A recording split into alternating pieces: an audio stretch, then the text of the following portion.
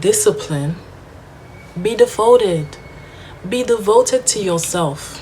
Your life will begin to change when you see the acts that you need to do as a form of self-love and devotion to yourself. List one thing, one habit that people try to implement that turns out to be bad for them. I'll wait.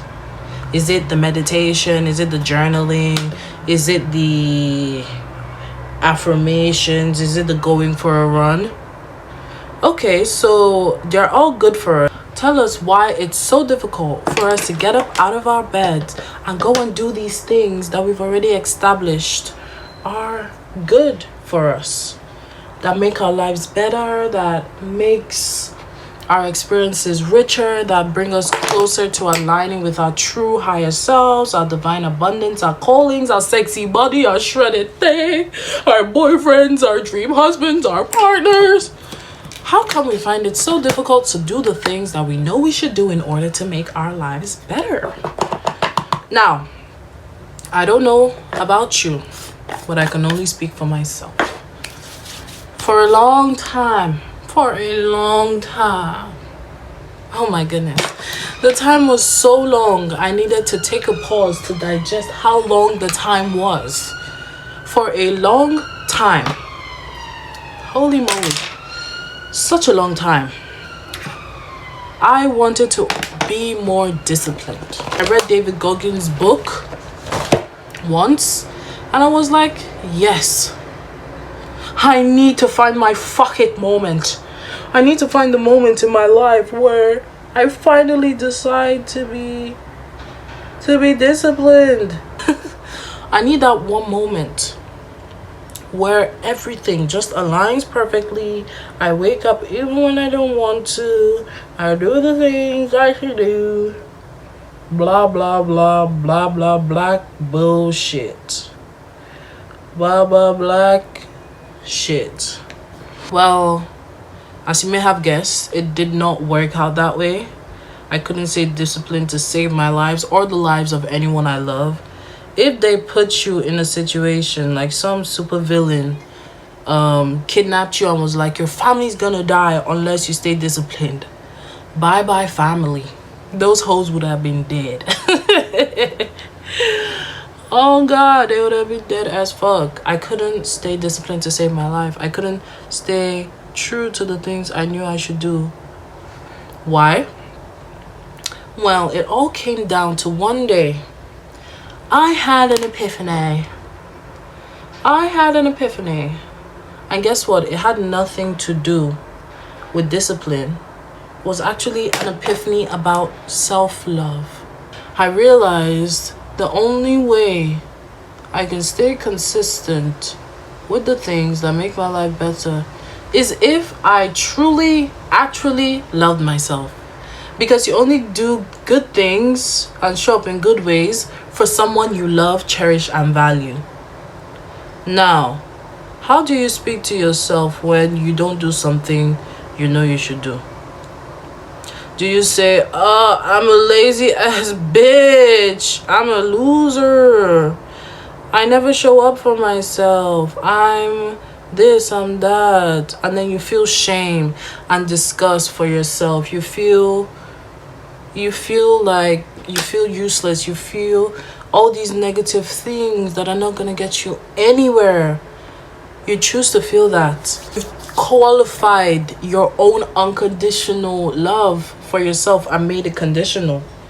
You've decided that I will only give myself love, I will only give myself compassion, I will only give myself these feelings of love, joy, and abundance if I do these things. So when you don't do these things, the punisher in you comes out.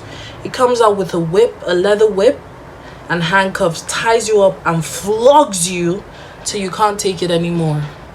You're in a toxic relationship with your damn self. You're in a toxic relationship with yourself, girl or boy. I'm sure there are men who watch my videos.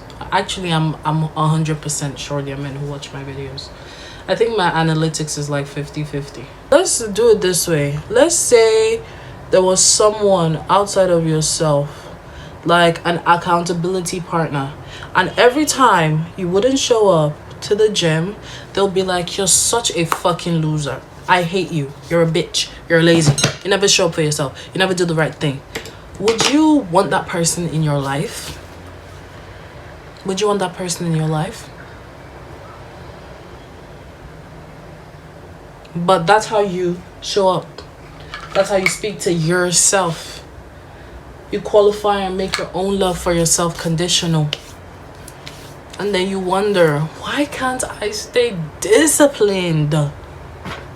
When you hate yourself. I've never met a disciplined person that hates themselves. That doesn't mean they don't exist. There might be people in fear, working, trying to escape themselves, but that is just their own coping mechanism. Sometimes I wish I had the coping mechanism of working till I drop. But unfortunately, I wasn't blessed with the I feel hatred, so I grind till I'm a millionaire gene.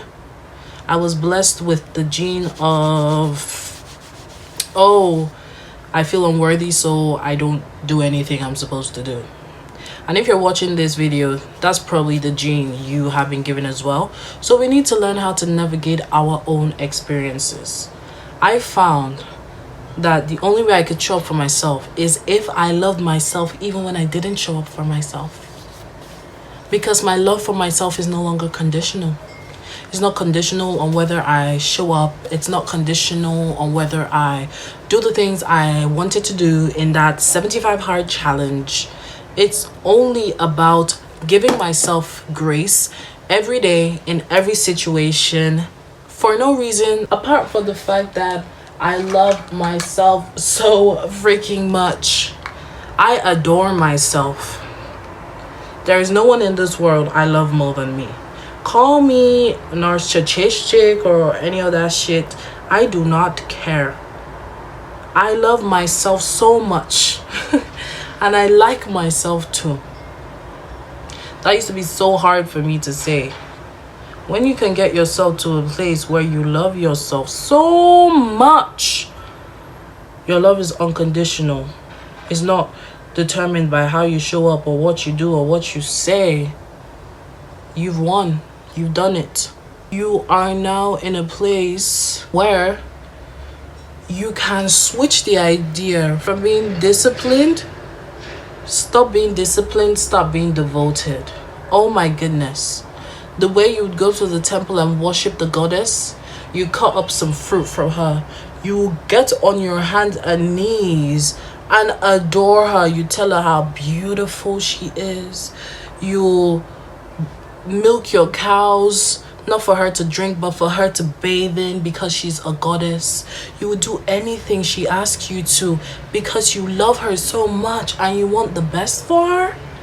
That is how you start treating yourself. Of course, I'm gonna journal today because I know when I journal, I feel so good afterwards.